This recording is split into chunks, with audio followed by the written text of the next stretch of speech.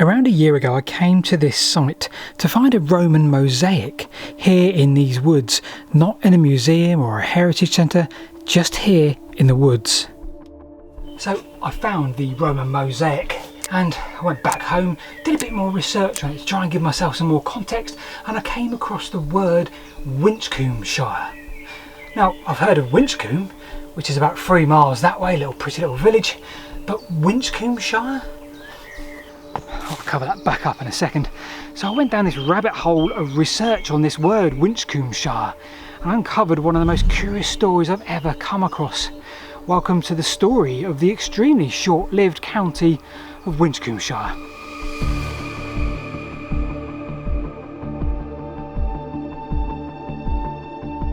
So I found the Roman villa and the mosaic back there and I moved on. Now at the time I didn't realise, but I was in the lost county of Winchcombeshire, and goodness me, did that live through an incredibly torrid time.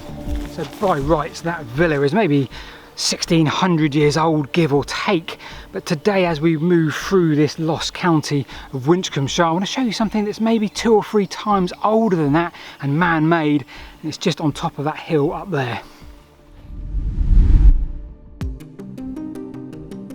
So let's jump forward from the Roman era into the Anglo-Saxon. This is Mercia, and that made up at the time one of 3 of the Anglic territories of England, from sort of on the northeastern side by the Humber right down to the sort of the Severn where we are now, and between the age of maybe 600 to 900 AD. Well, this was said by many historians to supposedly be one of the most successful areas of the Anglo-Saxon people. Now I'm not here to give you a potted history of the Anglo-Saxons. For our story today it's important to remember that in the 8th century, as Mercia was growing, Wessex established a shire system. Now south of the Thames, only one county takes its name from a town. Now you might be thinking, well, Dorchester is in Dorset and Somerton is in Somerset, but they are the dwellings of the people to whom the territory belonged. At the turn of the first millennia, 1000 AD, almost 200 years on, while Mercia has no shires still in any formal sense, but that was about to change.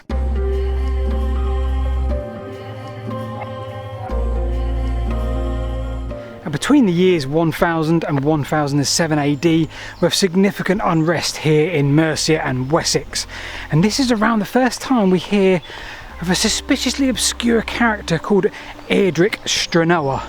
Now, I always think if you're out walking you hear a lot of water, it's always worth investigating, and I can see a lot of water about 50 yards through this hedge. Let's go take a look. Well, I'm really glad we came this way because we've got what looks like an old mill, whole set of buildings here. We've got another huge building here, wall still standing. Ahead of us we've got what looks like a reservoir for what we can probably hear, which is an old water wheel. Well, this is a I'm really pleased we came this way because this is a truly unexpected treat. Yep, look at that, it's a top feed water mill. There's a lot of ironworks, purpose-built reservoir with concrete, so maybe 100, 130, 140 years old. What a gorgeous site here in the absolute middle of nowhere. John of Worcester wrote, "The crafty and treacherous Eadric Stranoa, plotting to deceive the noble ealdorman Ethelham. He did indeed, and killed him within 3 days of a feast." Now within a year, 1007 AD, and Eadric is surprisingly made ealdorman of Mercia. And straight away he sets out conducting what he considers to be important affairs of the time. Now this is where we first note the shires of Mercia. The Anglo-Saxon Chronicle made it very clear that Eadric carried out a shipbuilding scheme in 1008. It states that the ship assessment was by district and would include every district regardless of their location. Each shire had to furnish 1 ship per 300s, 100 being an administrative division of land. So we now know the shires of Mercia were likely set up because of this hastily need for ships. All of these hundreds hastily building and doing exactly what they were commanded by the ealdorman of Mercia. Now we also know that every shire in Mercia, unlike Wessex, every shire in Mercia was named after the town that it belonged to, with the exception of Shropshire and Rutland.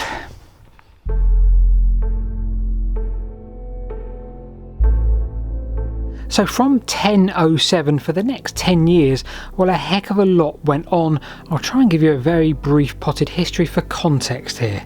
1008, the new fleet of ships are ready, transported in what can only be described as a monumental undertaking of the time. The appointment of Eadric was seen as a smart one. This organisation of shipbuilding proved he could do the job. The ships all arrive at Sandwich. Everything looks good for Wessex, and the future of England is now in the hands of the Saxons, but it wouldn't last. 1009 and the Danish army arrives. After internal skirmishes of the Saxons, the ship's fleet is already weakened, and the Danes ravage much of England from London to Oxford and as far south as Wiltshire. 1011, the Danes continue to raid and pressure Ethelred. A demand of £48,000 was made for their departure, which was eventually found. 1013, Sweyn Forkbeard of Denmark invaded. Ethelred fled to Normandy, where he lay until Sweyn's death a year later. Sweyn's son Canute was given allegiance in the north-east from the Danish ship crews. Now in the south, Ethelred was given the opportunity to come back and rule. Better prepared he did, and Canute retreated from England, but the peace wouldn't last. 1015, summer, Canute is back, and within 4 months he is now in possession of Wessex. Now you may recall Eadric, son-in-law of Ethelred, ruler of Mercia for the last 8 years, the epic shipbuilder.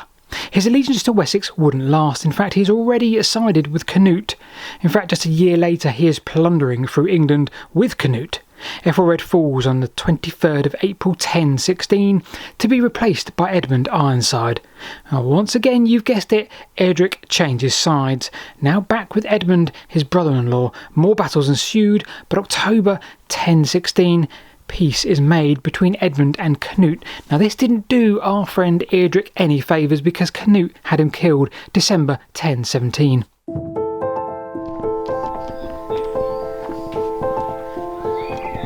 Around 50 years later, a monk named Hemming would have good reason to collate a huge amount of land charters, records, manuscripts that would all prove extremely useful, but they wouldn't be published for another 700 years.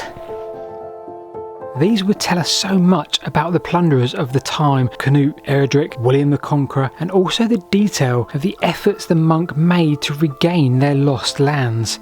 Chapter 1, we have a rather poignant paragraph. Eadric Striona, first under King Ethelred and then under Canute, was set over the whole realm of the English, and he held the dominion over it like an under-king, insomuch that he joined townships to townships and shires to shires at his will. He even amalgamated hitherto independent county of Winchcombeshire with the county of Gloucester.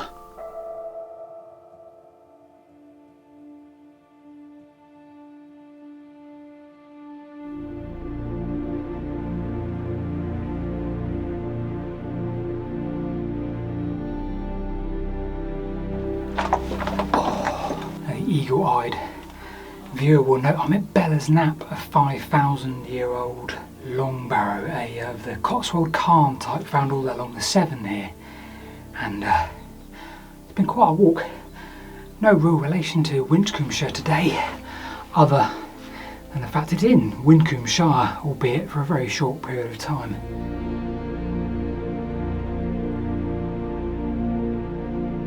So we have a 10-year-old lost county, Winchcombeshire.